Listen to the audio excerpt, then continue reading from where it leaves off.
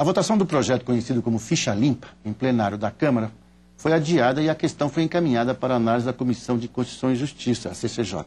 Esse atraso praticamente impede que o projeto, mesmo que votado e aprovado no mês que vem, tenha aplicação nas eleições de 2010.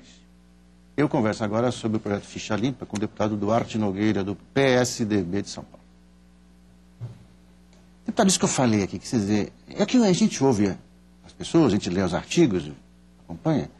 Quer dizer que esse encaminhamento para a CCJ de um projeto que já estava ali para ser votado em plenário, esse caminho para a CCJ impede, o senhor acredita que vai impedir, mesmo que se corra, que a coisa seja acelerada, vai impedir a aplicação do Ficha Limpa, digamos assim, para 2010?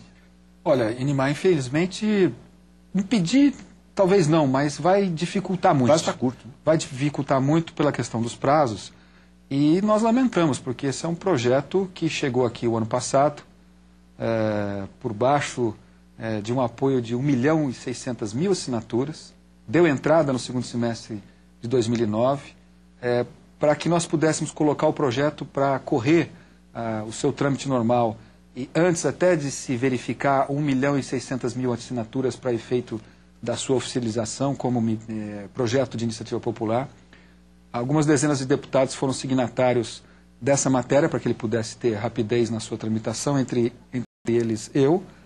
E de lá para cá nós constituímos a comissão especial, ela fez audiências públicas, ela ouviu a sociedade, ela ouviu as entidades que estão defendendo a discussão e o bom ordenamento para você poder apresentar os candidatos junto ao pleito e à escolha eleitoral.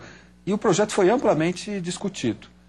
Na semana passada, quando havia o prazo cumprido, inclusive pelo presidente da Câmara, Michel Temer, de colocá-lo em votação, ele o fez.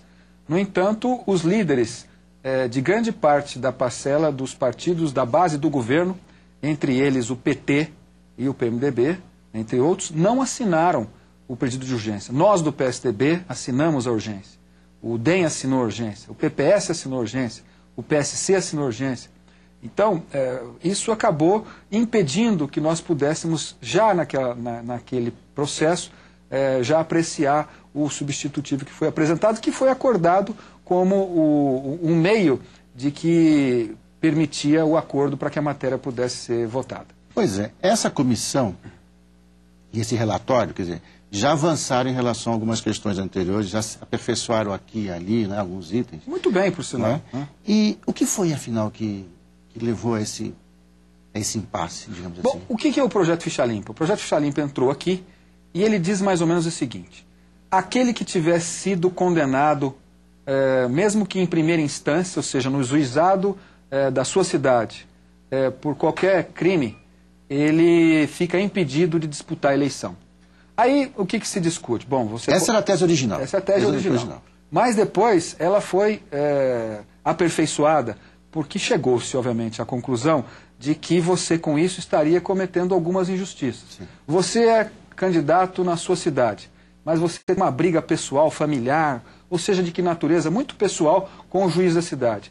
Ele te condena na primeira instância, mas você tem constitucionalmente o direito do contraditório e a ampla defesa. Em outras palavras, quer dizer, a questão local podia contaminar. Exatamente. Aí o que se fez? Fez-se um substitutivo e remeteu para uma decisão do colegiado da segunda instância, no caso, o Tribunal de Justiça. Se ele mantiver a decisão, aí sim ele fica impedido de disputar a eleição. Foi uma evolução. Então, evolução. Agora, veja bem, um prefeito de qualquer cidade do Brasil, se ele tiver um parecer negado do Tribunal de Contas do seu Estado, nas contas da sua administração, e essa conta for para a Câmara Municipal, e a Câmara Municipal não reformar e mantiver a reprovação, portanto, das suas contas, ele fica impedido de disputar a eleição por 8 anos. Eu não vejo o argumento que está se colocando aqui, em especial o pessoal do PT, avocando até de que essa seria uma lei de exceção, né? E, inclusive, querendo comparar com a própria ditadura. Essa sim foi um regime de exceção.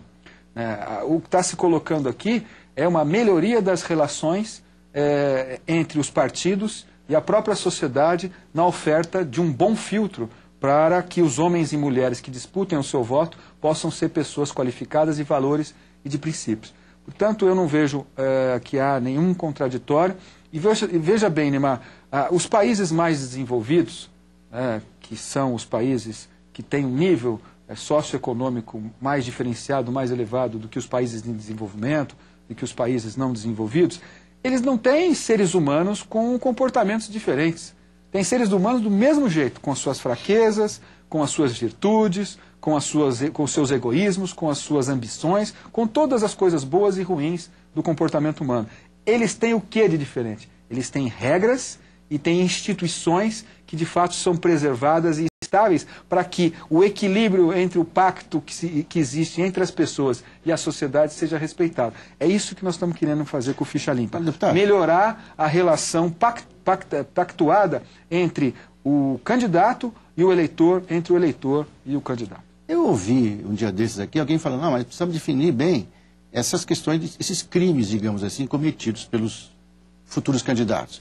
Pode ser um crime ambiental de difícil definição. Um acidente de trânsito, pois é. Uma briga com o vizinho, ou o gato pulou o muro e comeu o passarinho do vizinho. Uma coisa comezinha, essa obviamente, até por uma questão do bom senso, ela não será, portanto, mantida na questão do recurso do colegiado na segunda instância. Mas o que é que, na sua opinião, o que é que neste momento pode fazer o projeto andar para frente, caminhar? Eu acho que é uma boa pressão, ou seja, é uma manifestação organizada da sociedade, junto aos deputados representantes da sua cidade ou da sua região, uma pressão boa, proativa dos veículos de comunicação, as igrejas, as organizações não governamentais, os clubes de serviço, Lions, maçonaria, Rotary, todos os instrumentos de organização da sociedade que enxerguem a importância disso, não só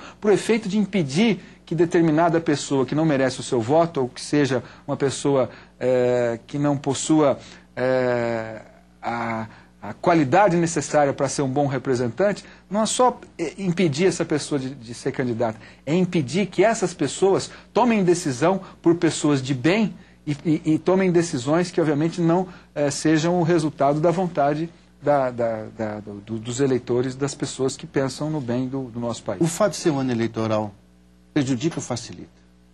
Olha, se a gente for analisar de maneira bastante objetiva, você vai ter duas correntes que defendem que o ano eleitoral prejudica, porque o cidadão que se vê prejudicado com ficha limpa, ele não vai votar a favor, ou o partido.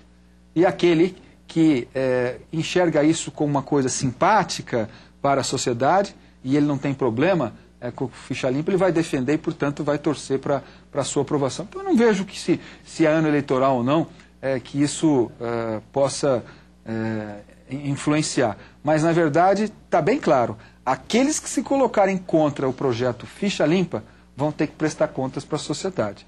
Porque a sociedade brasileira, não só os quase 1.800.000 que foram signatários, mas esses 1.800.000 certamente representam 1% do grande conjunto da sociedade brasileira, que é de 180 milhões de cidadãos ou mais, que certamente, no seu grande conjunto, querem que a sua democracia seja aperfeiçoada e que os instrumentos para a escolha dos candidatos pelos partidos políticos possam ser mais bem cuidados, conforme a gente cuida quando a gente vai escolher onde a gente vai morar com a nossa família, o cuidado que a gente tem quando a gente vai levar o filho na escola e saber que aquela escola é uma escola que vai tratar ele bem, que vai dar para ele um bom ensino, seja ela pública ou particular. É o mesmo cuidado que a gente tem, se a gente tem a sorte de poder comprar um carro usado ou novo, você vai lá ver nos detalhes.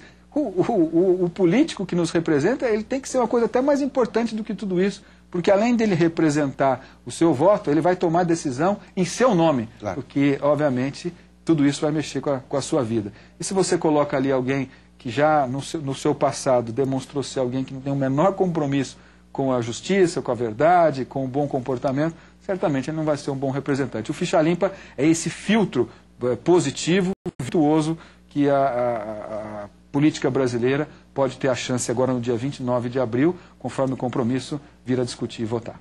Deputado Duarte Nogueira, nosso tempo acabou. Muito obrigado pela sua vinda. Eu que agradeço. E obrigado a você que ficou com a gente até agora.